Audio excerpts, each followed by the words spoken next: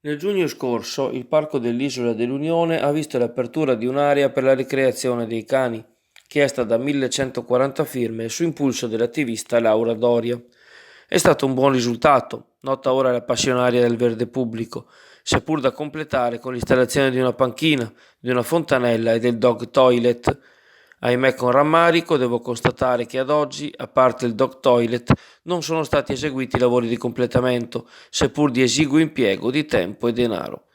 Nonostante i solleciti iniziati ad agosto, non sono state sistemate neppure le buche che, racconta Doria, ormai hanno una dimensione impressionante all'interno del parco per i cani, ma sono presenti anche nel parco giochi per i bambini.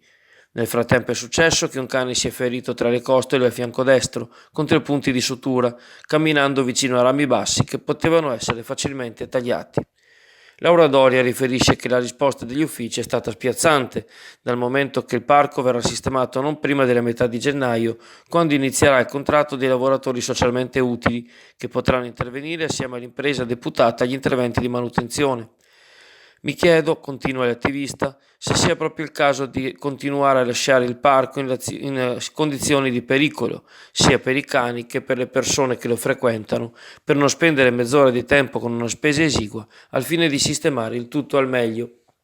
Intanto il Comune ha accolto 4 richieste di adesione al progetto Giardini Sicuri per garantire l'apertura e la chiusura dei parchi negli orari stabiliti ed evitare così che rimangano aperti anche di sera e la notte a beneficio dei malintenzionati.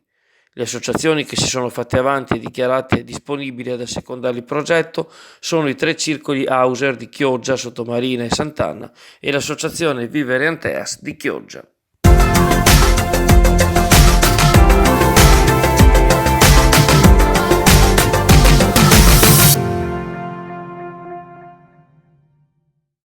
C'è tempo da oggi fino al mezzogiorno di lunedì 9 dicembre per comunicare alla Regione Veneto la stima dei danni arrecati al patrimonio privato e alle attività economiche dalla qualta eccezionale abbattutasi sulla laguna di Venezia, le città di Chioggia e Sottomarina, l'Arenile di Isola Verde, dal 12 al 21 novembre scorsi.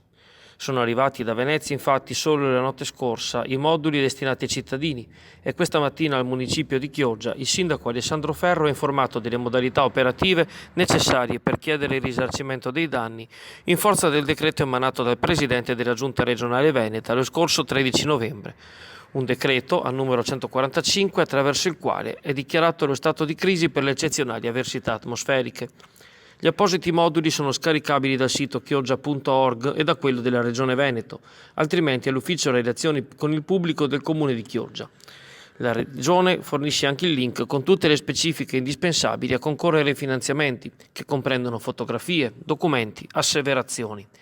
La scheda di segnalazione di danno, corredata di copia della carta d'identità del dichiarante, dovrà pervenire entro e non oltre le ore 12 di lunedì 9 dicembre in forma cartacea all'ufficio protocollo, situato a piano terra del municipio, oppure tramite posta elettronica certificata all'indirizzo chioggia@pec.chioggia.org.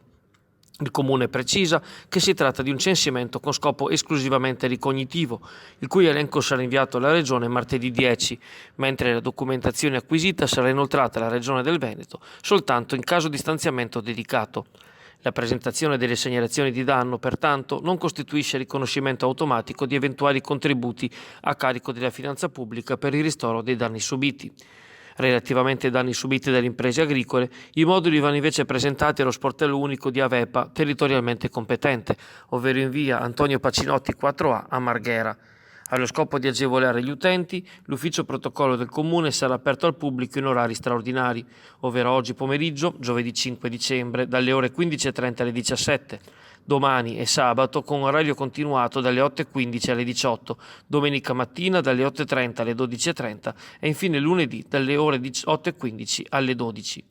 I tempi dettati dalle procedure regionali sono ristretti, commenta l'assessora della protezione civile Jenny Cavazzana, ma gli uffici comunali sono operativi e a disposizione dei cittadini e di questo ringraziamo sin d'ora tutto il personale coinvolto e la protezione civile per la disponibilità e la professionalità che mettono in campo anche in questa occasione.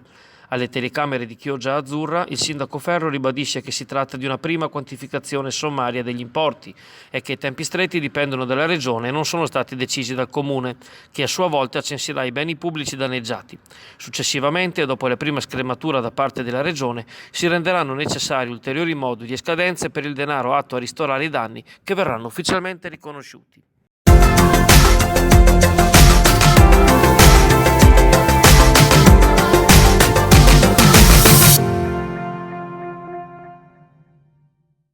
Aprirà con il nuovo anno, nel mese di gennaio 2020, il primo servizio di neuropsicologia clinica a Chioggia, che sarà ubicato in Calle San Giacomo 629, adiacente al centro di fisioterapia Veneta Clodiense.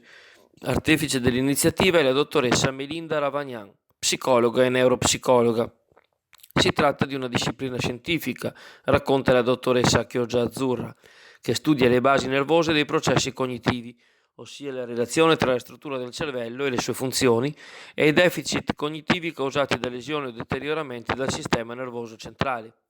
La figura del neuropsicologo clinico si occupa quindi degli effetti dovuti ai danni cerebrali provocati da ictus ischemico, emorragia cerebrale, morbo di Alzheimer e di Parkinson, traumi cranici, sclerosi multipla, tumori cerebrali, encefaliti e epilessia. Infine, il servizio di parent training si rivolge a genitori di bambini con autismo e deficit di attenzione e iperattività. L'intervento è finalizzato a incrementare le abilità genitoriali nel gestire i comportamenti problematici dei figli, permettendo un ambiente domestico più sano e controllato.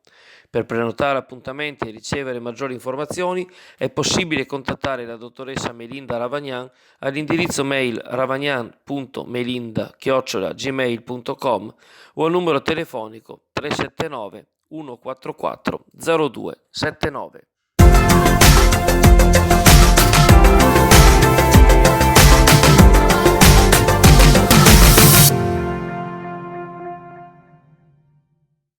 Giovedì e venerdì in musica nei locali di Chioggia e Sottomarina.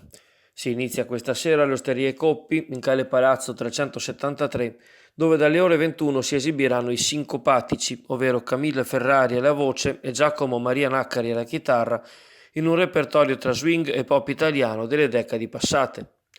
Venerdì 6 dicembre, dalle ore 22, le immortali canzoni dei Beatles risuoneranno a Discanto, grazie alla tribute band allestita da Renzo Storchi, assieme ad altri esperti musicisti della scena locale. Appuntamento in lungomare Adriatico, sotto il Parco Hotel. Sempre domani dalle ore 21, al ristorante e pub Villa Bianca in strada Romea 123, a Valli di Chioggia, suoneranno i Jack Spand, cover band rock con brani di Queen, Police, U2, Eagles, Depeche Mode, Coldplay e tanti altri.